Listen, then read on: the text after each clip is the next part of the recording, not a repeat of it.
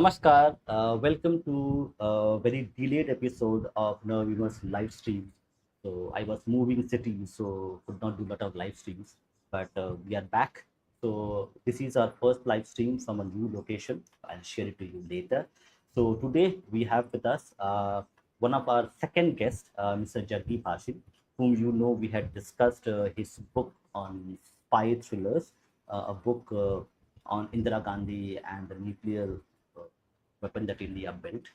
So, and because you all know that he has written a lot of tons of books, he has a lot of experience. He was a well-known journalist working in Doordarshan. He has done theater. So, a multifaceted, multi-talented person is with us. So, we would thought, okay, let's invite him again and talk about cinema. Cinema just is not about entertainment. Cinema is being used by politicians, uh, by other people as well, to actually push a certain kind of message. So if you see in 70s, we see cinema movies being made in Bollywood specifically to push the left narrative, what we call the Nehruvian consensus politically. So namaste, Jaggi ji. Hello, Bhupinder. Delighted to be on your show. Thank you so much for inviting me. It's great to be on your show. Thank you, sir. So, so if you can give us a brief that what the topic we have chosen: Hollywood, Bollywood, and cinema, manipulation tools. So I have put a question mark on that. So, first of all, do you agree, or like, do you concur with me that cinema can be used as a manipulation tool to actually push a certain kind of narrative, the way we have seen with Hitler, the way we see North Korean cinema, a very interesting part of cinema, where North Korean cinema, where Kim Jong Il and his family is shown as gods. So, do you think that cinema is only entertainment, or it also can be used to actually subtly propagate a certain kind of narrative which politicians or other people want? Yeah, I think it's a very interesting question. And so, if you'll allow me a little bit of time, then I'd like to expand on this question and I'll give you various points of view. It's actually a very old debate, but it's a very relevant debate. It's a very pertinent debate because so much is happening in our society today. And as it's clear to everyone that we live in a very polarized world, we live in a very polarized country. And it's not only our country, but we live in the US also is a very polarized country for that matter. So in a polarized country, cinema will play a very, very important role, especially in India, where so many people watch Bollywood. That's not to say that Hollywood does not preach or manipulates, as you, within quotes, as you are saying. There is a very technical English word, it's called didactic. It means intention to preach. That can be sometimes applied to cinema also. So let's ask ourselves the first basic question, that is cinema preaching? Is it manipulating us? My answer to that particular question would be that cinema will not be able to manipulate out of nowhere. Something has to exist in society.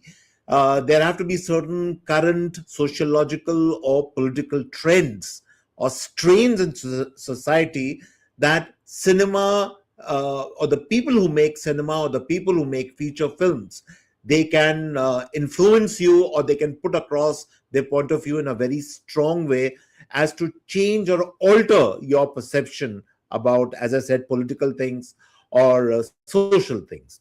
So it's actually a two-way process. Something has to already exist before you can create something which can influence people more. You can't just come, cinema can't come out of nowhere and start influencing people. There has to be a context to cinema.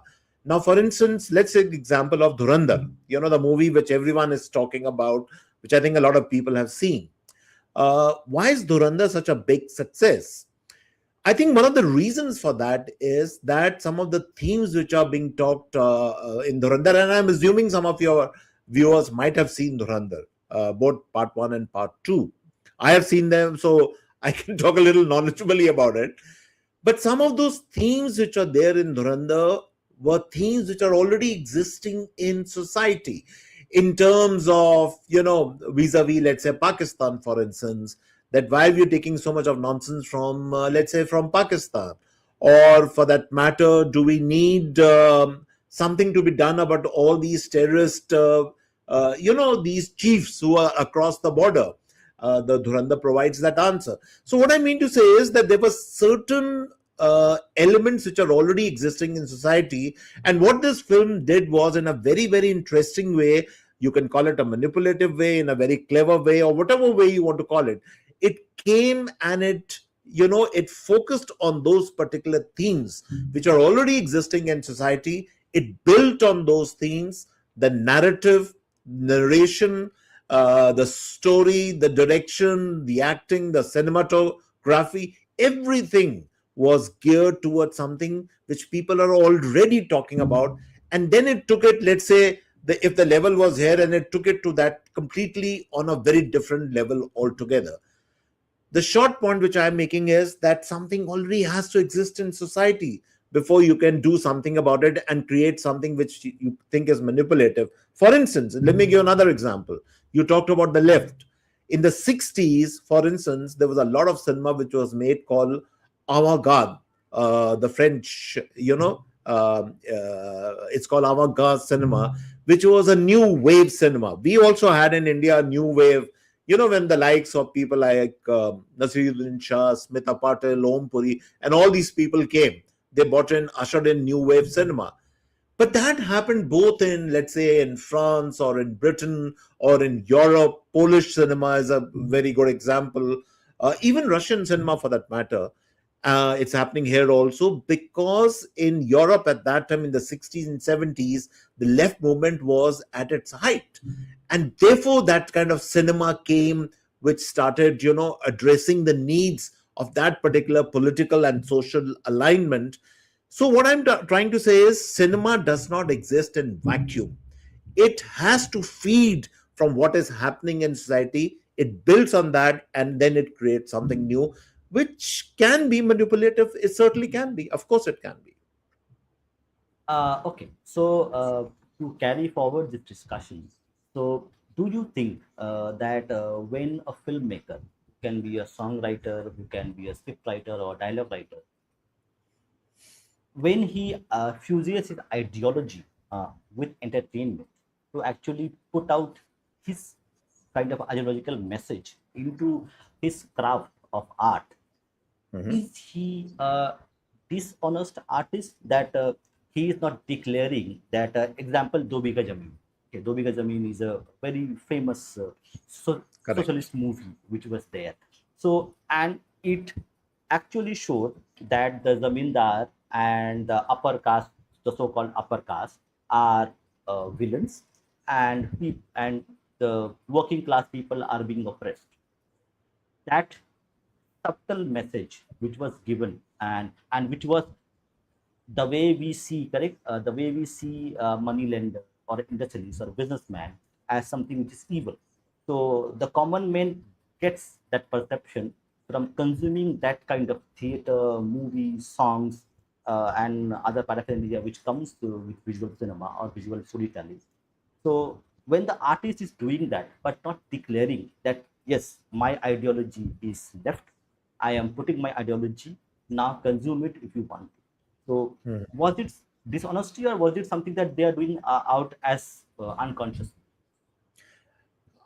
Bhupender, I won't completely agree with what you're saying. Why should the filmmaker or the artist, for that matter, declare?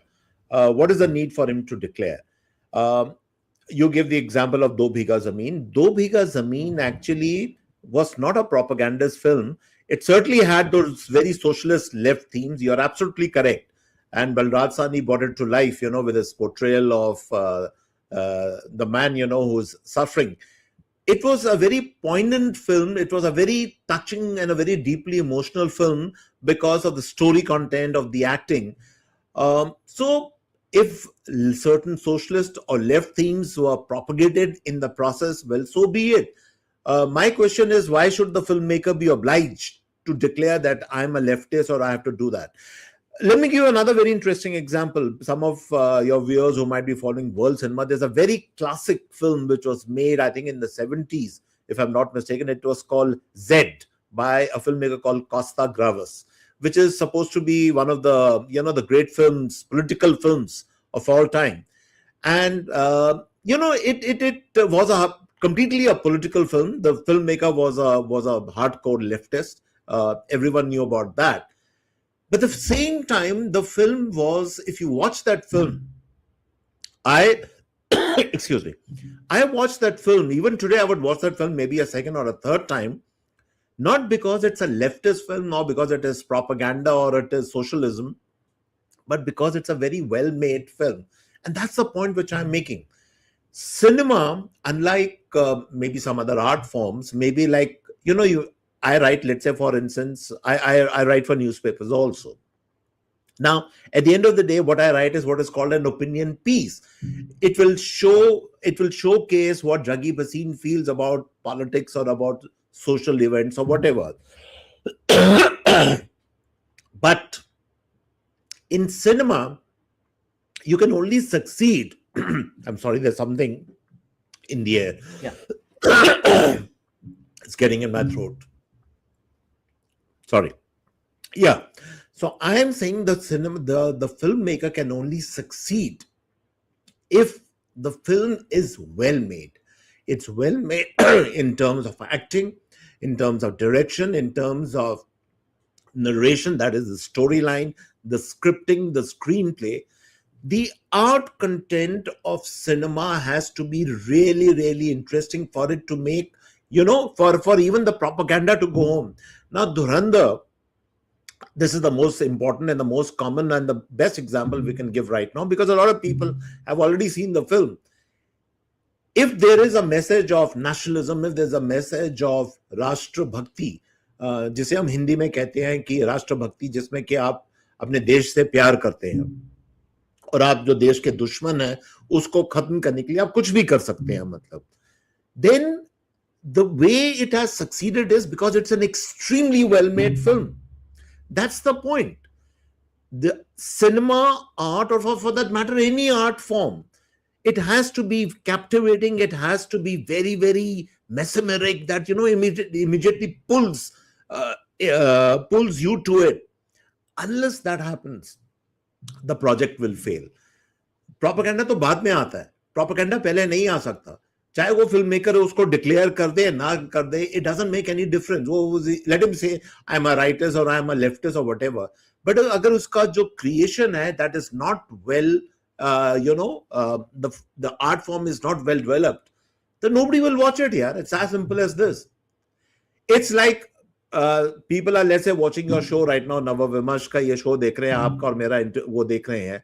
अगर हमारा interaction interesting नहीं होगा, after some time you say, अरे यार, it's too boring, I don't watch this. It's as simple as this. So beyond propaganda, the audience is king, the reader is king, the viewer is king. It all lies in the hands of that fellow. It doesn't. You might want to spread whatever propaganda you want to, but you will not succeed unless you have produced a fantastic product. That's the point. Absolutely correct. So the art has to be top class. It is to deliver value to the audience.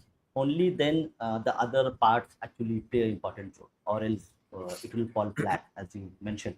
So, do you, in your opinion, because now I'm going to go back to your past experiences, cinema in North Korea, because you have been to North Korea and interviewed with the supreme leader.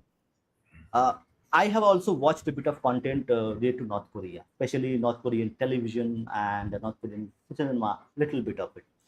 So, how, in your opinion, the perception that North Korean people have of their leader, what kind of role does visual media play in sustaining, creating, and pertaining that perception of King Jong Il, or the supreme leader, as a godlike figure?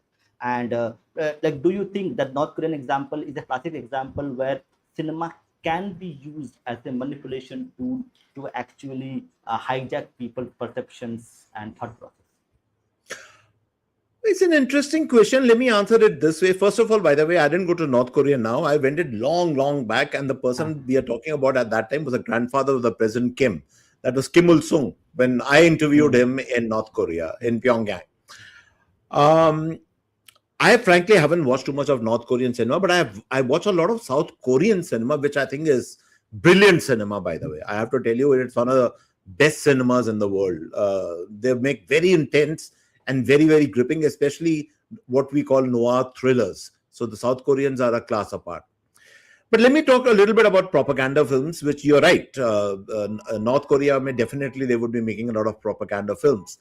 But please remember and pick up the old documentaries. Watch what used to happen during the Second World War when the British soldiers, the American soldiers, the Allies, they used to be shown these propaganda films in cinema halls. How great we are doing on the battlefront. Our forces are advancing. Our planes are wiping out the enemy. Our navy is doing so well. Those are all propaganda films, and there were a lot of people who used to watch them. Okay, so at that time, the scope for critical cinema maybe was very less. You couldn't obviously say something against the state, even in these advanced Western democracies or economies like Great Britain and all that. The restrictions were there. So what we call propaganda cinema really comes into its own when the conditions are very tough. For instance, if war is taking place. Excuse me. I'll give you another very interesting example, which has happened only very recently. Now, you had this Gulf War, which is going on between US, Iran, and Israel. And everyone is talking about these Lego movies made by young Iranians. I don't know if you have watched them, but these are not full-fledged feature films, but these are short films. They are lampooning, of course, the US president and the decisions taken by the US administration and all that. But these are very interesting films. They have been made in such an interesting manner, and they bring the war home rather than any other speeches or any other pronouncement which are made by the top leaders. The films are very effective. And so that brings me back to my central point. Unless the content is king, unless the content is very captivating, even in a propaganda film, it will not work. Those Lego films are also, by the way, very subtle propaganda films. They are showcasing that Iran is doing so well. We are fighting off the big Americans. They have all the resources. They are killing our sisters and children and all that. That's being shown in these Lego films. But somehow they are very convincing because they are extremely well made. And that's the point. So yes, propaganda films, very specifically propaganda films, but they are not so much feature films. They are rather shorter films which are made by the state. Another very interesting example, long back during the reign of Hitler, when I don't know how you pronounce it, Goebbels was there. Now, what Goebbels, these people, what they used to do at that time, they used to make these films about, the German soldier showing him as like a Greek god. And they had actually all those films, the German army, which was marching towards victory and all that. Those were propaganda films. They were specifically designed to showcase to the people of the superiority of the so-called Aryan, the German soldier. So yes, there are propaganda films, but there are usually shorter films. But again, those films will either sink or they will be accepted by the people depending upon how well made they are. And as I said, even at that time, that was true then, it is true now, content is king. If your content is wonderful or it's very interesting, then you can actually sell your propaganda. That's the point which I am making. Thank you. Now, last question before we move to Hollywood. So, when Kashmir Files was released, people said a lot of left-wing or centrist organizations said that it is propaganda spread by the right-wing and BJP and the nationalists. So, can we ask a same question, counter question, to the people who are saying Kashmir Files or Dhurandhar or many other movies are propaganda? Can we ask the counter question to the parallel cinema people in 1970s and 80s when Sure. they made Garam Hawa? Garam Hawa is Garam Hawa. I was you just would thinking of Garam Hawa only. you would know, correct? Because I have watched it. Okay. I I have watched. watched Lad watched little bit of it, done some research to actually talk about this. So Garam Hawa is a very example where uh, they talk about a certain community being harmed or being in a harm's way, and nobody takes names of these people, but we know whom we are talking about politically. Yeah, yeah. So when the left wing says right now that Kashmir Files is propaganda, can we ask the counter question to those same people that was Garam Hawa a propaganda? Can we ask the same question to I them? think, Bhupinder, you have answered your own question, and I completely agree with you out here. Absolutely. And, for some strange reason, when you're asking a question, I was also thinking of the film Garam Hawa. Now, Garam Hawa, again, is probably the best political film which is made in India. I would see, I haven't seen Kashmir Files, to be very honest with you. So I really can't comment on Kashmir Files. But I'll tell you a few things about Kashmir because I've been to Kashmir a number of times, especially during the insurgency, during my news, when I used to be a news television journalist. And I can tell you one thing: whatever they showed, or what I've heard, what they showed in that film is absolutely true. There's nothing false in what they have shown. Um, Sir, I will now, interject one. I will just interject. Sorry for the interjection. So I would also like you to talk about one more very well made political movie called Drohakal. which one? So Drohakal, Drohakal, you have heard the movie It's a Drohakal? Bengali film. Uh, no, no, no. Drohakal was a Ashish Vidyarthi Oh, Drokal. movie. Yeah, yeah, yeah. No, I haven't. Yeah, yeah. Yeah, I know about that. Yeah, Correct. yeah, Correct. yeah. So, like, if you can compare from Garam Hawa to Drohakal, because I have watched bit of political cinema in my Sure, youth. sure. So, if you can give your commentary on both these movies, Garam Hawa, you would have I would have watched it. So, these two movies are what message they give, because the Drohakal is a very complex movie. You can't put it as a right or Drokal, left wing, honestly, I but haven't seen it, so I can't talk too much about Drokal, but I can certainly mm, talk about Garam Hawa, and yeah, I will try yeah. and maybe equate that with the Kashmir file. So that's the journey which I think you're Mm, talking about. mm, mm, mm, You're right. There is unfortunately a perception not only in India but especially in Europe, and we have actually taken that perception from Europe that whatever the left liberal says is is not only correct, but it is sacrosanct, it is sensitive, it is true, it is art worthy, and whatever anybody from the so-called right does is trash, it is propaganda, it is bad filmmaking. See, these very simplistic differentiations are not correct at all. I don't believe in that. I do believe that, as I said, content is king. Art can be on either side of the spectrum. It doesn't make a difference. I have always appreciated, and even though Garan Hawa was made by MS Satyu, who was a hardcore leftist, by the way, okay, and everybody knows his views, his political views, um, but it does not stop me from a guy like me from liking the film, which I still feel is probably the best political film made in the country. But I'll tell you what really I carry away from Garam Hawa. I don't carry so much of the political messaging. There is a political messaging in terms of that how the minority community was facing. But then the point which they never talked about in the film was that yes, certainly the minority community, the main minority community was going through very tough times post independence. But I'm sure that the minority community on the other side of the border, which happens, of course, would be the Hindus and the Sikhs, they would probably be going through even worse times, actually, which is the case. But that's not the point. What for me stays from the film is this absolutely brilliant portrayal by Balraj Sani, as the embattled father and the head of the family who ultimately has to choose whether he should stay in India or he should go to Pakistan. And then the death of his daughter. That scene where he stands at the grave of his young daughter, to my mind, is probably the finest scene in Indian cinema. I can never forget that scene. So, my point is if you have genuineness in you, if you are impartial, if you are not carried by this propaganda wave, then you will appreciate good art. And that was really good art, Garam Hawa. Now, as I said, I haven't seen Kashmir Files, but I can tell you, I've read about it certainly. I can tell you from personal experience, I used to go to Kashmir, and now I've been there a number of times during the insurgency when it was at its height. And I can tell you it was really, really bad at that time.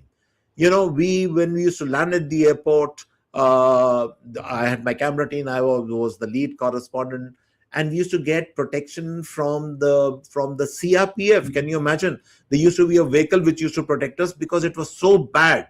The firing could start from anywhere at that point in time, and the government actually was at that time was completely it couldn't control Kashmir. What was really going on? The separatists used to freely move around in the streets of Kashmir. That is a fact. That is not propaganda, by the way. So I believe he has shown all those things in the Kashmir files, but that's true. So my point is, at the end of the day, we must also use our discretion. We must use our common sense, and we must use our intelligence to differentiate between fact and fiction. A lot of things which are shown in both Garam Hawa and in Kashmir files are true. So the point is, if it can be true for Garam Hawa, why can't it be true for Kashmir files? That's the question which no left liberal person in the country is prepared to answer. That is the dilemma. See, that is the big paradox which we face, that जो भी बनता है left side पे वो ठीक है भाई, मगर किसी ने दूसरी तरफ कुछ और बना दिया तो वो तो सब बकवास है. That is all propaganda. That's the way, and that is not correct. Yeah, final question before we move to Hollywood. Lot of people say we should set aside politics and cinema. So politics and cinema do not mix. That is the current the left-leaning intellectual talk about that cinema is entertainment, so we should not bring politics into cinema. But Yeah. Andhi, the famous movie Andhi, where I think this Suchitra Sen. Sanjeev Kumar, Sridhar Sen and Sanjeev Kumar, and Yeah. in that movie there is a song called Jawab Dijiye. I think that's a very famous song is there, modeled on Indira Gandhi. Sure. So where people are asking Indira Gandhi some question via song. That song I don't remember, but it's a very big political song at that Yeah. time. In 70s, Yeah. 70s it was there. Yeah. So we have Yeah. seen from 50s to 60s to 70s and 80s it was less of a politics but more of a music and violence. There is Yeah. in the 80s which really Yeah. ruled the box office. But we have seen historically that political leaning storytelling was part of the mainstream cinema which was coming out of India from 50s, 60s, 70s onwards. And Right. I will give the example of Andhi where the song is there, where a political question has been asked, Garam Hawa. And in 90s and 2000, we have seen a movie called Drohkal, which talks about the Northeast insurgency. I would actually like suggest to you, if I can, to actually Sure, watch of course. Drohkal. I will. I probably missed Hmm. it for some reason. Yeah. Yeah, so it's a very low budget movie, but very intense movie I've on heard about it. Northeast I've heard about it, though I insurgency. haven't seen it. Uh, Yeah. Yeah. Northeast insurgency. So Ashish Vidyarthi has blown away every day with his portrayal of the insurgent Yeah. or militant Yeah. in that way. So it is there. So people should accept the reality and see what it is. It is there. So do not pretend that okay, cinema is devoid of politics. Cinema has always been Of course. I agree with you. used as a political tool. So now we'll move to Hollywood. So Let me first of all, quickly yes, let me give tell you something very interesting out here. You mentioned a political film like Andhi. There was another very interesting film which was made which didn't do well at all. I think it was made both in Hindi and in Bengali. It was called Sagina Mahato. And Sagina Mahato actually had Dilip Kumar and Saira Bano, and it was based on the Naxalbari movement to some extent. It didn't do very well. Then there was another very interesting film which had overtones of the Naxalbari movement called Mere Apne, which had Vinod Khanna in it. It captured the background of what was happening in Kolkata and all these other places at that point in time. Mere Apne was both a critical and I think a bit of a commercial success also. Sagina Mahato didn't do well. The same point I'm making again and again, Andhi also did very well. Andhi was a much talked about film because frankly, you rightly said, you remember Andhi because of the songs, because of the acting of Sanjeev Kumar, Suchitra Sen, I think the lyrics were by Gulzar. You know, these were well-made films. Mere apne Andi, Sagina Mahto, I'm giving an example, didn't do well at all because it captured all the left side and Darjeeling mein sab ho raha hai, in Bengal, but it was not a well-made film at all. It was a badly made film. So at the end of the day, it gets reduced to how well made your crafted your work is. जब तक वो ठीक नहीं होगा तब तक आप जो भी आइडियोलॉजी लगा दो वो काम नहीं करेगी. Absolutely, absolutely. So yeah, I think I heard of Sagina Mato, might have watched it, but don't remember. But Andhi, as it's a Andi, like yeah, of course. music, Yeah, yeah. music was very good, and the lyrics were also very good. The political Oh, yeah. lyrics actually. So Absolutely. that's why I remember. So now we'll move on to Hollywood. So before I ask Just questions, one more point for your viewers. A lot of yeah, people yeah. actually they not only empathize with Chitra Sen, but they started empathizing with Indira Gandhi also. Oh, poor lady, how much she would be going through because what Chitra Sen was portraying in the film. So that was a case of real life identification with a fictional character on film with a real life person. So yeah, sometimes these interchangeable things happen in cinema and real life. As I say, sometimes And art becomes even more realistic than your real life. Fiction is stranger than real life at times, and this is the classic case. yeah, so we'll finish this part of the conversation Sure. because you would have known Kobir Shuman. He's a famous songwriter and a singer, a very Okay. controversial person, but he's a very well-known. He's a kind of writes and sings songs the way Bob Dylan would do. So he's a Bengali musician. So Okay. although he's a left-leaning person, so I'm not a left-leaning person. So although I disagree with his ideology, but I like his music, the way you Yeah. had mentioned. So he had Correct. mentioned in one of his interviews that how effective, how good your art is, it is measured by second life of art. Like when the art is produced and when the art is again reevaluated, reviewed, rewatched, and by the common people as well as like today. We are talking about Andhi. 50 years from ago, in 1970s, Andhi came, and now we are 50 years plus, and we are still talking about Andhi as its music, its political messaging, the way it was received. So that's why if your art is good, it has some solid base, people will talk about it. So your importance of art is derived by the second life, how much it is relevant past its production date. So that's a very important that he said second life of art is something which is more important than what was perceived when it was produced. So Andhi at that time was a commercial success.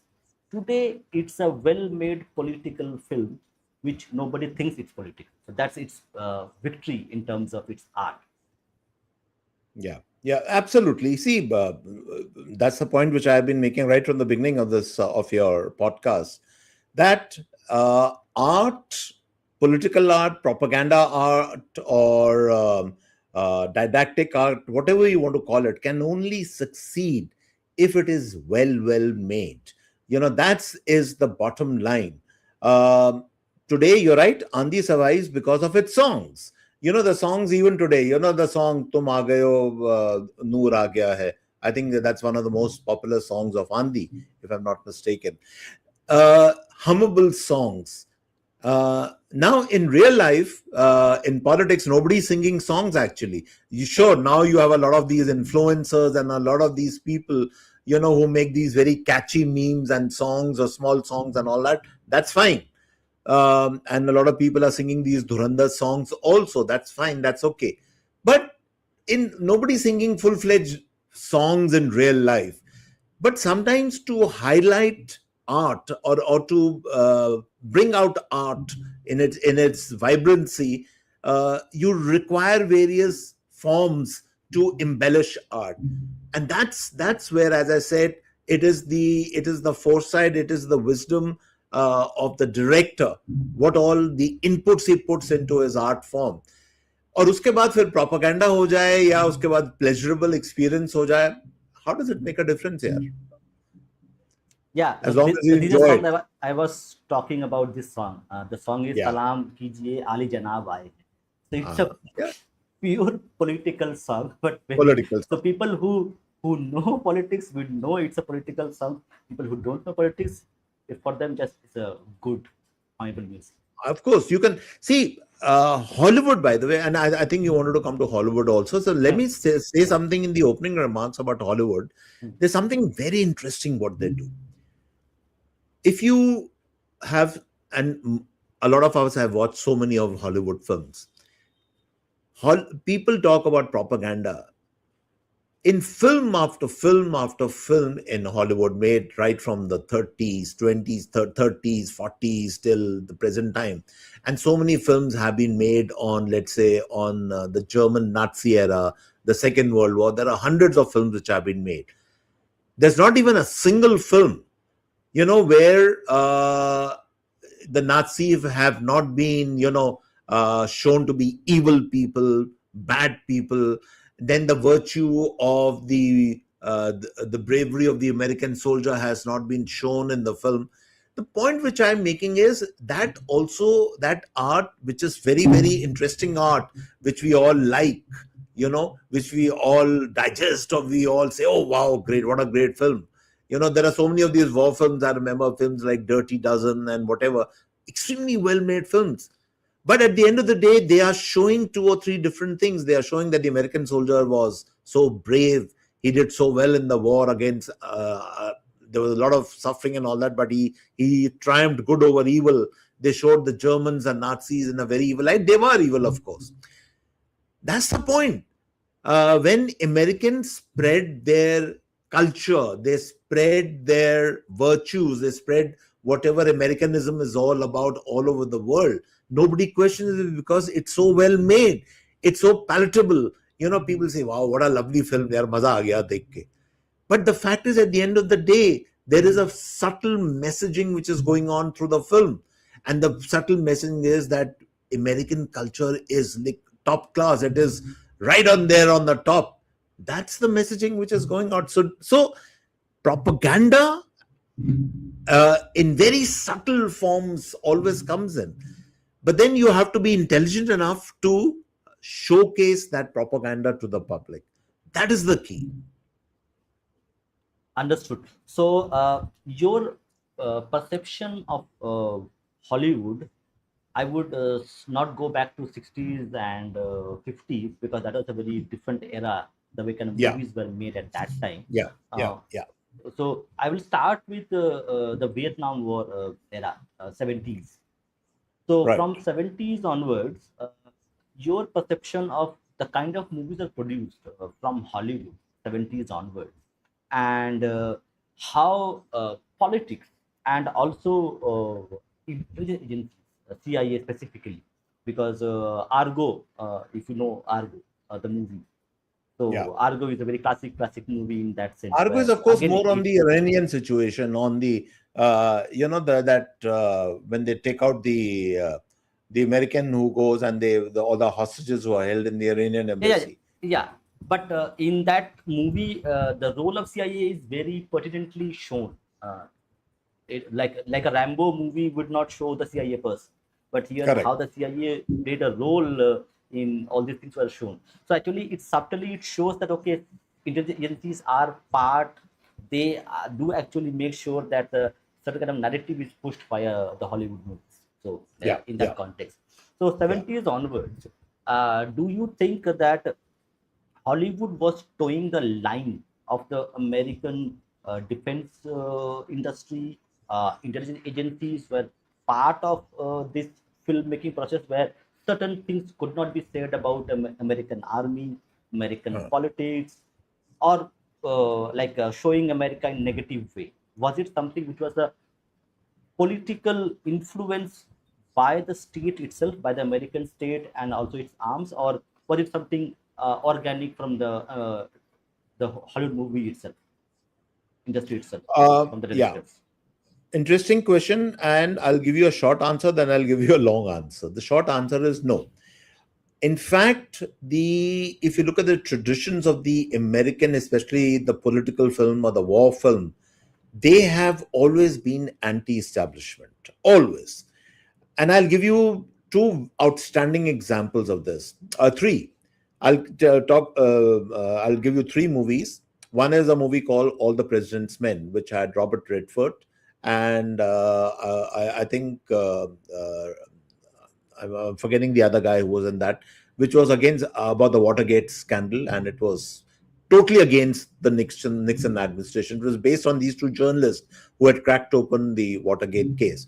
But the two war films, which were brilliantly made, which were anti-establishment, one was a film called Platoon by Oliver Stone, okay, which is, I think, probably the one of the most brilliant war films ever made, and that was completely against the American policies in Vietnam, where the central line of the film was that the Americans are fighting actually against each other.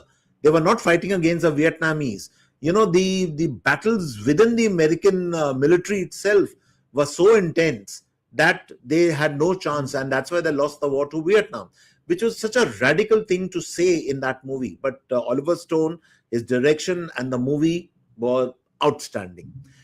The other very interesting film which you mentioned was a film, the series called Rambo series. Now, there's something very, very interesting about Rambo, especially the first movie which came, Rambo. All the other movies after that, to my mind, were complete junk. They were those just a lot of shooting, bang, bang stuff and all that. Forget about all that. Yeah, all the President's Men. Dustin Hoffman and Robert Redford. Correct. Rambo was very interesting, the first one, because in that movie, the movie brilliantly captured the mood of the country at that time when the Americans had lost the Vietnam War and the American soldier was coming back home. He was not coming back home to a warm reception. He, in fact, came home to a very hostile reception. The people were fed up of the war. They were fed up of the American military. There was the peace movement which was going on in the US at that time, and the movie captures all that. And the American soldier, portrayed, I think, by Sylvester Stallone in the movie Rambo, he shows that what is my fault? I just honestly try to fight for my country, but my country doesn't want me any longer. I'm coming back to my own people, but nobody wants me. I'm an outsider. This concept of the outsider, of somebody who had gone from the American military to fight for the country, but he comes back completely alienated as an outsider. So give it to America. They might be making propaganda films in a very subtle way, but they also make the best anti-establishment films, the films which go against the political discourse in the country. Especially that liberalism which we find, that is very outstanding in American cinema, especially in the war film. So I've given you these two or three examples, which are probably the best examples. Um, some Even a movie like Steven Spielberg's Saving Private Ryan, which again is a very brilliant war film. But then what does it show? It really shows at the end of the day that the American soldier will fight to whatever extent, to follow orders, which is again a very subtle kind of propaganda if you think about it, you know. So yes, but it was so brilliantly made that it became probably one of the most effective war films which has ever been made anywhere in the world. So the point is, America is a case apart because they do make propaganda kind of films, but they also make anti-establishment films which go against the grain of the political discourse, especially at that particular time. They're not afraid to voice their protest or their opinion or their rejection of the political discourse at that time.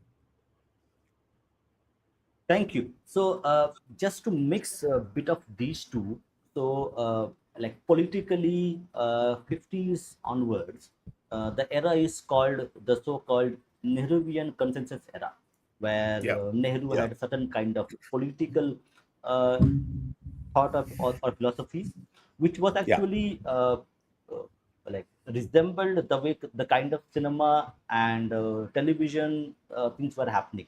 So the political mood was actually reflected in the cinema which was produced. In the Yeah. same way, we see this Rambo series coming up. When so, do you think is there a certain bit of like understanding between the Hollywood or Bollywood or the political scenario at that time, where they conveniently collaborate without shaking hands to actually produce that specific kinds of movies? It cannot be in vacuum that Nehru was saying that okay, we need these kinds of policies, and certain kind of those policies, those thought processes are start reflecting in the movie. So is there a active cooperation, or is that a give and take happens that okay, I will do this and you give me something more? Uh, there could be some truth in what you're saying, and I'll tell you why. See, in India, in if I remember the 50s and the 60s, all these Raj Kapoor films which are made, uh, they were all basically made on the socialist principle, because at that time we were very close to the Soviet Union, and whether it was Nehru or then Indira Gandhi later and all, they were all very close to the Soviet Union, and there was this element of leftism of being this entire ecosystem at that time, and it was reflected in the films of that era. Later, then they made these films like Upkar and all these other films which showcase. In fact, this very famous film of, I think, uh, Kurbani, made by Feroz Khan, it actually, I think, had shots of Indira Gandhi towards the end of the movie or something, how much she's done for the country and all that. So, if you're saying there was some kind of a symbiotic relationship between the political leaders of that day and the films which are being made in Bollywood, there might have been. I'm not saying it's not there, because all the the top heroes and heroines of that time, the Raj Kapoor, Nargis, Sunil Dutt Saab, they all had political affiliations. So yes, there was this back and forth which was going on between Bollywood and in fact it took, I think, a very stupid turn later on. When um, well, the right wing today says that Bollywood became Urdu wood, as they say, and there were these certain kind of films which are being made to only appease the minorities or whatever. But anyway, that's a totally separate debate. But to answer your question, certainly there has been a commingling, I would say, a very intense interaction between the Bollywood stars and the political leaders of the day. Uh, even today, some of our top stars are split down the middle. There are people we all know who are beholden to the liberal era, to the Congress party. Then there are those who support the makers of Kashmir Files, Dhurandhar. They have a different political ideology. So yeah, it's there. You can't ignore it. The back and forth, the interaction is very much there. I wouldn't say it's not there. It's very much there. But again, just to give that example again, Kurbani was a very successful film of Feroz Khan, even though he added all those propaganda shots later, because it was a very, very well made film. It was a very exciting film to watch. So, as I said, despite all these things, at the end of the day, still the movie has to be interestingly well made to be accepted by the masses. Otherwise, आप उसमें कोई भी propaganda डाल दो, आप किसी से भी इंटरेक्शन कर लो, कोई फर्क नहीं पड़ेगा. एक सवाल जो मेरे मेरे मतलब मैं पूछता हूँ मुझसे, और लोग मुझसे ही पूछते हैं कि left wing interesting, high good quality, good content और proper cinema, proper art produce कर पाता है, लेकिन राइट विंग नहीं कर पाता है. अ, ऐसा क्यों है? मतलब like, do you think in that way, in that line that left always produces good quality art, but right wing cannot produce it the way they produce it? Is there a deficiency in terms of skills, and how it is even possible? Do they So eat I'll give something you more that right wing people don't eat?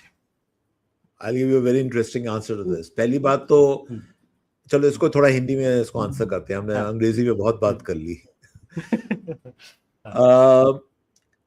देखो, ये एक perception बना हुआ है कि जो left के side के लोग होते हैं उन्हीं को अच्छी चीजें बनानी आती हैं और वो उनका जो आर्ट फॉर्म है वो बड़ा सुपीरियर है। कईयों का है, मैं ये नहीं कह रहा कि नहीं है, मगर ये कहना कि जिसकी आइडियोलॉजी थोड़ी उनसे अलग है या जो सेंटर में है या थोड़े से of right of the centre भी कह लीजिए, वो सब मतलब उनको कि कुछ आता नहीं है और वो सब बुद्धू लोग हैं और they can't make good cinema, ये जो धारणा है ना बिल्कुल गलत है। पहली बात तो ये है। एक प्रैक्टिकल चीज मैं आपको बताता हूं प्रॉब्लम क्या है।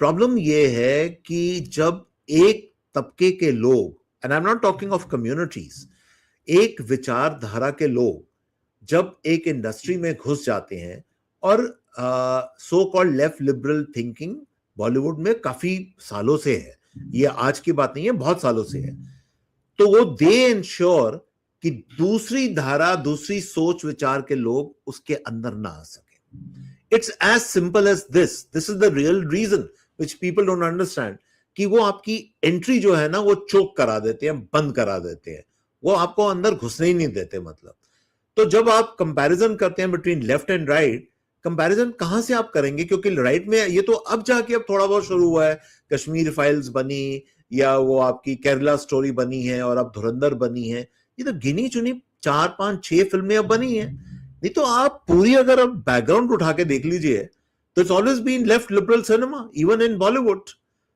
स्टार्स भी जो है सारी अलाइनमेंट उनकी आप जानते हैं किस तरफ है।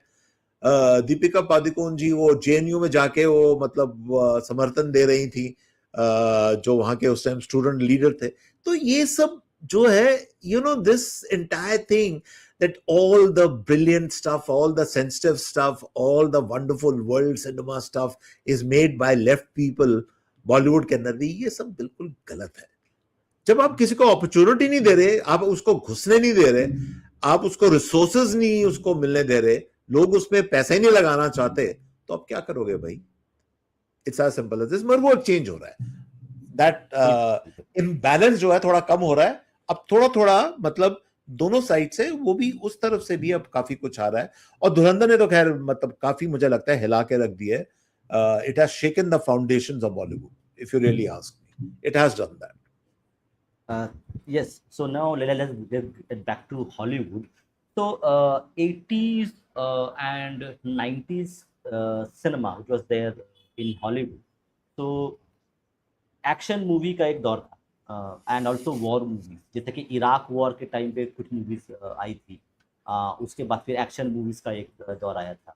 तो हाँ। ये जो वॉर मूवीज बनती हैं खासकर हॉलीवुड में, उसमें कहा जाता है कि सीआईए और डिफेंस डिपार्टमेंट का बहुत रोल होता है to provide them resources and they also do vet the scripts, ताकि anything bad is not said about America और अमेरिकन आर्मी और अदर थिंग्स। तो ये जो एक सिम्बायोटिक रिलेशनशिप है जो एक्चुअली ओपन ही है, मतलब you can not, best example I can give you, जो मैं दे सकता हूँ वो है आपका ब्लैक हॉक डाउन। आपने अगर इस मूवी का नाम सुना मैं होगा, देखी हुई है मैंने। हाँ। Black Hawk down was a brilliant movie, the way it, but Yeah. that movie cannot be made without the help of defense DOD department, DOD. So that shows that the I'm yeah, not please go ahead. too sure। मैं आपकी बात से आधा सहमत हूँ, पूरा सहमत नहीं। मैं आपको बताता हूँ क्यों। आप कह रहे हैं कि सीआईए का इंटरफेरेंस हो सकता है, स्टेट डिपार्टमेंट का इंटरफेरेंस हो सकता है। मुझे नहीं लगता कि उनको इतने पास इतना टाइम है कि वो फिल्म्स के अंदर इतना मतलब करे। हो सकता है। Black Hawk Down by the way was based on a real incident which happened in Mogadishu, if I am not Yeah, yes, in Somalia. Somalia. Somalia में, sorry, not Mogadishu. Somalia, Mogadishu was the Israeli जो attack हुआ था, जो Israel ने नहीं, वो करा। मगध, नहीं, no, it was in Mogadishu. So हाँ, Mogadishu मोगादिशु में ही was था, the, पर ये सोमालिया में, हाँ, इट वाज, दैट्स राइट। तो it is based on a real incident और उसमें कैजुअलिटीज हुई थी अमेरिकन की, and it was very gripping, it was very very powerful. अब देखिए, अगर सपोजिंग वो मिलिट्री आपका इक्विपमेंट आपको लैंड कर रहे हैं या अच्छे रेट्स पे दे रहे हैं, अब वो स्क्रिप्ट देख रहे हैं नहीं देख रहे हैं, I really am not a position to say कि कितना सच है नहीं है। बट एक चीज होती है कि ये सब चीजें तब वॉर टाइम में उस टाइम ज्यादा हो जाती हैं, that I agree with you. Normal जब पीस टाइम होता है या जब चीजें मतलब जब संभली हुई होती हैं, ठीक होती हैं, उस टाइम द स्कोप इतना कम होता है, इंडिपेंडेंट फिल्म मेकिंग का उस टाइम स्कोप ज्यादा होता है। इसलिए मैं कह रहा हूं कि अमेरिकन फिल्म मेकिंग काफी हद तक protest film making, anti establishment film making कमाल की फिल्म मेकिंग है। आई am not saying all of them, but certainly some films have been outstanding, and I give you the examples. Films like Platoon and all that, these are outstanding war anti-establishment film, क्योंकि इसमें तो दिखा रहे हैं कि America हार रहा है वियतनाम से। I mean, which country would like to be shown कि that we are losing the war? हमने भी एक अटेम्प्ट करा था बाय द वे इंडिया में भी, और वो चेतन आनंद साहब की फिल्म थी Haqeeqat, where we actually, which again to my mind was an outstanding film. You know, it shows the 1962 war कि उसमें एक्चुअल कंडीशंस क्या थी and how we kind of lost that war. तो मुझे लगता है कि असली प्रश्न ये होता है कि फिल्म मेकर, सिनेमा के जो लोग बनाते हैं, द रियल क्वेश्चन इज सच्चाई, ट्रुथ, कि उसके अंदर वो कितनी सच्चाई डालते हैं, उनको कितनी सच्चाई डालनी दी जाती है। I think these are the two important questions we need to really answer. तो देर, और जिसे कहते हैं हर देश का एक मिक्स रिकॉर्ड है। हमारा भी मिक्स रिकॉर्ड है, हमने भी कुछ अच्छी अच्छी फिल्में बनाई हैं, बहुत ज्यादा नहीं बट थोड़ी बहुत बनाई हैं। अमेरिका का record is much better because as I said, उनकी जो वॉर फिल्म्स हैं उसमें कहीं anti establishment, they have actually shown their country losing, which is great in a way to show कि मतलब आप सच्चाई तो दिखा रहे हो ना, मतलब आप सच्चाई से भाग नहीं रहे हो। तो उनका रिकॉर्ड थोड़ा बेटर है as compare to other countries. अब रशिया में मैं बड़ी एक इंटरेस्टिंग आपको एग्जांपल देता हूं। अगर आप पुरानी सोवियत यूनियन की फिल्म्स देखें, and they made some outstanding war films, मगर उसके अंदर वो आपको पूरी सफरिंग दिखा रहे हैं कि what the Soviet army went through when the Germans invaded and all that, और फिर उन्होंने फाइट बैक कैसे करा। Brilliantly made films, but they are still films which show that Soviet Union ultimately won. They are not showing you war की बारीकी अंदर तक जाके कि एक्चुअली अंदर क्या हो रहा था। But again very gripping cinema. I still remember, मैं आपको एक पर्सनल एक्सपीरियंस शेयर करूं, जब कोविड चल रहा था तो लॉकडाउन था, तो सब घर में बैठे हुए थे, कोई बाहर तो कोई जा ही नहीं पाता था। तो I downloaded a lot of those films from YouTube and I used to watch them every day. You know, those Soviet war films, some of them are outstanding, outstanding films. एक चीज जो मुझे कहनी है कि जैसे कि मूवी थी black Hawk down, me being a politically aware person, थोड़ा सा मुझे पॉलिटिक्स समझ में आता है, तो Sure. जो मैंने जब वो पूरी मूवी देखी, the context which is missing from the movie itself, ये कि the insurgents are attacking the American forces which are moving, they're going from Yeah. one place to one another, and Yeah. some militants or insurgents, whatever we call them, they attack them. Sure. Now the political context which I see as a vacuum, as a deliberate vacuum, वो है कि Americans are a kind of a occupying force in Somalia, Yes. in Mogadishu. Yeah. And people or insurgents attacking them is a natural reaction. That reaction, that context is missing from the whole movie itself. It is all Very good about point. Americans getting attacked by some bunch of insurgents who look very evil in that. बिल्कुल वो So, बेनेसिंग और बहुत ही third world types and all that, हाँ, मतलब कि हाँ, हाँ, I agree they with are they are brutal, they are like they are not even humans, like they are viewed like you, animals. bits of the earth. So बिल्कुल बिल्कुल बिल्कुल yeah, I agree so with you in Bhupendra, I that completely, हाँ, मैं तुम्हारी इस assessment से बिल्कुल सहमत हूँ। Now that you said, because ये मूवी देखी हुई है मैंने। आई थिंक ईथन हॉक था इसके अंदर, if I am not yes, mistaken. yes, was there. I agree with that. They might have shown the what the situation with the American soldiers are in, with a lot of maybe sensitivity, with a lot of grittiness, but they showed the Somalian people who were countering them as very one-sided, unidimensional figures, जो कि मतलब जिसे कहते हैं ना, वो शब्द नहीं यूज करना चाहिए, मगर बिल्कुल जिसे कहते हैं, अब जो भी है वो शब्द को छोड़िए, कि बिल्कुल गए गुजरे तरह के लोग थे जिनको मारना एक तरह से बिल्कुल सही था. That is the overall messaging of the film. But वही अमेरिका, वही फिल्म मेकर्स अमेरिका के अंदर, then they made another movie which was a very interesting movie called Captain Phillip. Captain Phillips के अंदर स्टोरी जो थी, and that was Tom Hanks, who plays the captain of a merchant vessel which is overtaken by the Somalian pirates. और मुझे अभी तक याद है उस मूवी में फॉर द फर्स्ट टाइम, वो जब उसने गन पॉइंट पे कैप्टन फिलिप्स को, मतलब उसकी कन्वर्सेशन हो रही होती है टॉम हैंक्स की with the, and that was a very good actor, I think a Somalian actor, तो वो अपना पॉइंट ऑफ व्यू भी बताता है उस मूवी के अंदर.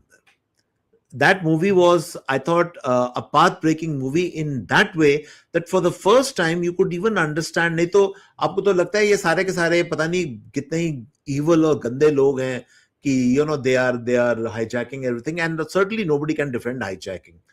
But at the same time, that fellow also had a point of view.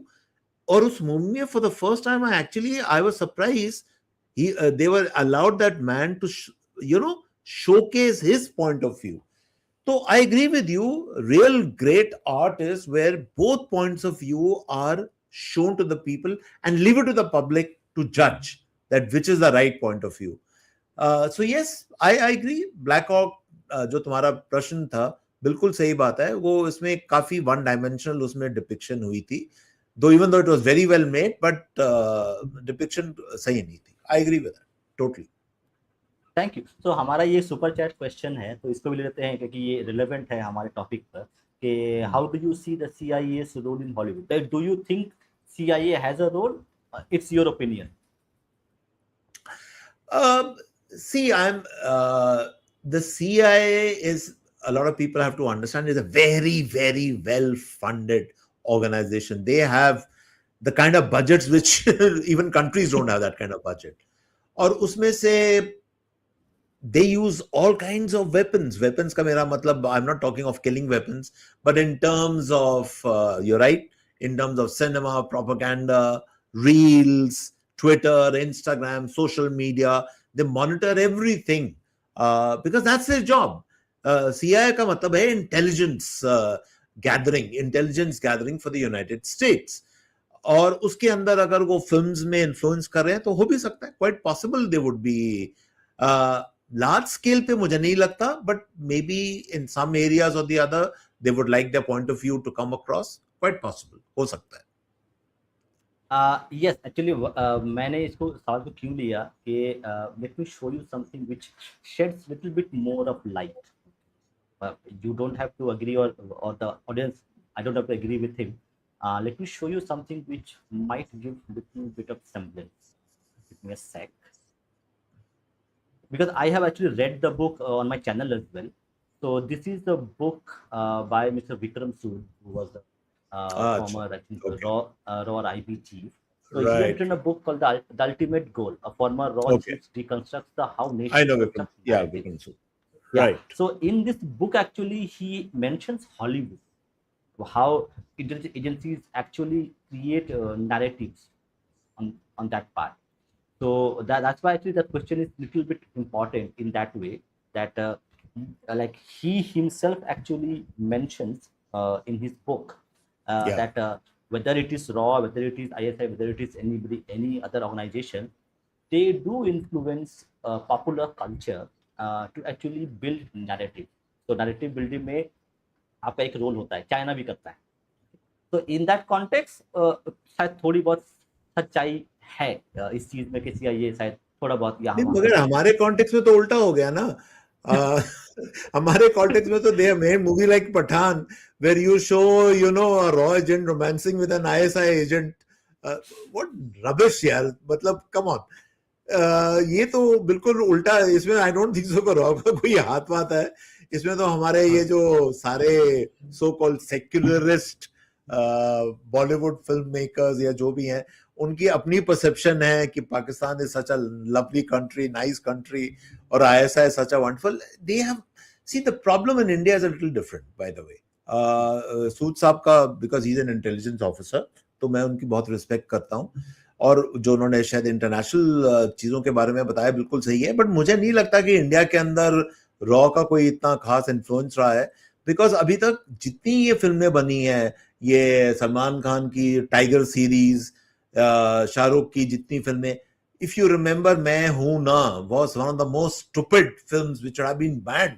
उसके अंदर वो इंडियन आर्मी को विलन दिखा रहे हैं. Can you imagine? They have done that in that film, you know. तो इसमें रॉ क्या इन्फ्लुएंस करेगा यार? इसमें तो ये इस तरह के लोग बैठे हुए हमारी इंडस्ट्री में जो कि पाकिस्तान का गुणगान गाते हैं, अभी तक गाते हैं मतलब. तो इंडिया की सिचुएशन थोड़ी डिफरेंट है, but it's changing now, hopefully changing. अब इन लोगों को सबक मिल गया, अकल आ गई है. धुरंधर के अंदर इट इज पॉसिबल कि that they might have got briefings, they might have got inputs from real time intelligence officers and from military officers. ये possibility है. आपको इनफैक्ट धुरंधर के क्रेडिट्स देखने पड़ेंगे ध्यान से. मेरे ख्याल से उसमें शायद कुछ है कि they have, you know, sometimes you take on board retired officers who will give you a lot of real life inputs. तो वो पॉसिबिलिटी है. मगर ये कहना कि ये फिल्म जो है प्रोपेगेंडा फिल्म है, इसको रॉ ने बनवाया है या इसको आईबी ने बनवाया है, that is rubbish. I don't believe in that. हम इतना अभी एडवांस नहीं हुए कि हमारी इंटेलिजेंस एजेंसी ये सारे गेम्स खेलें. We are not rich enough to do that. We are not rich enough to do that. Absolutely, हमारे पास पैसे इन चीजों के लिए नहीं है. यस. सो कमिंग बैक, हम अब एंड की तरफ बढ़ रहे हैं हमारे प्रोग्राम के. सो अभी कुछ पहले ही, जैसे कि मैंने बात किया था, मैंने आर्गो फिल्म की. तो आर्गो फिल्म एक लैंडमार्क फिल्म है. और एक और चीज़ एक्चुअली जो इम्पोर्टेंट है, हमको शायद भारत में लोगों को नहीं पता है कि अमेरिका में है second amendment, I think second और फर्स्ट अमेंडमेंट है, जहाँ पर actually they have real free speech. Like अगर somebody, कोई अगर जाता है व्हाइट हाउस के सामने में जैसे बोलता है कि president Donald Trump, I don't like you, the state can not come and beat you up, because America has first amendment, और एग्जैक्टली क्या है, फर्स्ट सेकंड अमेंडमेंट है कि वहाँ पर फ्री स्पीच है. State can not beat you because you do not agree with state policy. तो ये बहुत इंपॉर्टेंट पार्ट है कि वहाँ पर इंडिपेंडेंट सिनेमा में ये सब चीज़ें दिखाई जा सकती हैं. बिकॉज हमारे यहाँ पर नेहरू जी ने फर्स्ट अमेंडमेंट में उसको कर्टेल कर दिया था कि free speech was curtailed by first amendment. The first thing Nehru did was restrict free speech and bounded to a certain domain कि यहीं पर आप बोल सकते हो. तो in that context we see के भाई इंडिया में पॉसिबल नहीं है वो सब चीज़ें होना, because of the way the things are there politically and otherwise. तो हम आते हैं आर्गो. जो आर्गो एक लैंडमार्क मूवी थी, जहाँ पर एक्चुअली मतलब बहुत सारी मूवी और भी होगी पर वो मैंने नहीं देखी है. आर्गो में दिखाया गया है कि कैसे CIA co-opts Hollywood directors, literally directors, and ये actually एक रियल स्टोरी भी है. जो the officer who actually did all this, he got the award, some kind of award he got from CIA for the rescue operation. that वो movie में बहुत सारी चीज़ें फिक्शनल है, पर जो कहानी है वो ठीक ठाक है वहाँ पर. तो वहाँ पर दिखाया गया कि कैसे CIA कोऑप्ट करता है एक हॉलीवुड डायरेक्टर को, and he would create a fake studio, fake movies बनाकर the way they do their operations. तो ये एक बहुत इंपॉर्टेंट मूवी थी. तो उसमें ये दिखता है कि हाँ भाई कुछ ना कुछ तो लिंकेजेस हैं. तो लास्ट फेज के हमारे कॉन्वर्सेशन है, हम बात करेंगे कि क्या आपको लगता है कि a movie like independence day जो एकदम अमेरिकन सुपीरियरिटी को नेकेडली शो करती है कि America is the greatest country, इसके अलावा only people who can save America, save world earth is America, and last part on the Marvel movies, जहाँ पर फिर से एक सटल प्रोपेगेंडा है of American imperialism, American superiority. तो ये चला आ रहा है. तो what do you think that Marvel movies और द इंडिपेंडेंस डे मूवीज, क्या ये भी एक part है of building a narrative that Americans are superior and Americans cannot do any bad Let's start with Argo. मैंने भी देखी thing. हुई है. Now, Argo is a very well-made film, and that actually proves my point कि उसमें कितनी सच्चाई है we don't know. ये by the way, I'm not too sure if the events which are shown in Argo are true life events. वो release हुए थे, hostages हुए थे, मगर इन व्हाट सर्कमस्टांसेस वो अभी क्लियर नहीं है. वो पूरा की हॉलीवुड डायरेक्टर वहां से, ये काफी हद तक फिक्शनलाइज्ड है जहां तक मेरा ख्याल है. But the point which is making is we all believe it really happened is because it's such a well made movie. It is such an interesting movie to watch. Okay, तभी मैं कह रहा हूं कि कंटेंट आपका बढ़िया हो, आप कोई भी सच्चाई, आप झूठ या कोई भी है उसको चला सकते हैं आप. तो it proves that particular point. असल जो सच्चाई जो हुई थी, और उस पर अभी तक किसी ने मूवी बनाई नहीं, the Americans had sent helicopter gunships to free these hostages. और उनके 2 हेलीकॉप्टर्स कोलाइड कर गए थे. And 8 American airmen had died in that. And that was that particular incident which led to the, उसके बाद Jimmy Carter never recovered from that. He actually lost his presidency because of that particular incident. तो उसमें तो किसी ने film बनाई नहीं अभी तक. वो सच्चाई है बाय द वे. बाकी आप जब आ जाते हैं मार्वल और इंडिपेंडेंस डे, सी इसमें यू राइट, उसमें भी एक subtly in terms of that America is a land of super heroes.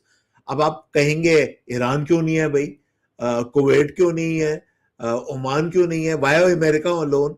But America is always special in movies, America is always different, America is always talked about. तो that's what I am saying, it is the way you project something. और कई बच्चे जो हैं वो बड़े होते हैं कन्विंस ऑन द फैक्ट कि we are the superior people, क्योंकि वी हैव अ लैंड जिसमें सुपर हीरोज हैं, जिसमें कोई भी कुछ कर सकता है, वी हैव वास्ट पावर्स. और बड़े जब होते जाते हैं उनको भी ये सिखाई जाती है कि आपकी मिलिट्री, और प्रेसिडेंट साहब भी यही कहते हैं कि हमारी तो we have the most powerful military in the world, which is true to some extent also. तो देखिए हर चीज जो होती है at the end of the day, it boils down to one simple thing, and that is communication. What are you communicating to your audience? Are you communicating strength or are you communicating weakness? It's as simple as this. तो America की policy तो शुरू से रही है, whether you make either anti-establishment or pro-establishment, CI or non-CI or whatever, but you are always portraying American values which are probably the best in the world. That is the projection they're always doing. It might be any kind of a film. It doesn't make a difference. इसीलिए हम सब American movies देखते हैं ना भैया. हम Russian movies तो नहीं देखते इतनी ना. हम देखते हैं मूवीज ऑफ ग्रीस और from some other country. And just to give you another very interesting example, आप मूवीज की बात कर रहे हैं, some of the best filmmakers in the world, you will be surprised to know, are in Iran. Iran has some really, really good filmmakers. But how many people know about it?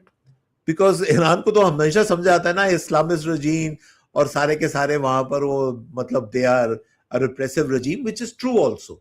But perception, that is the real game.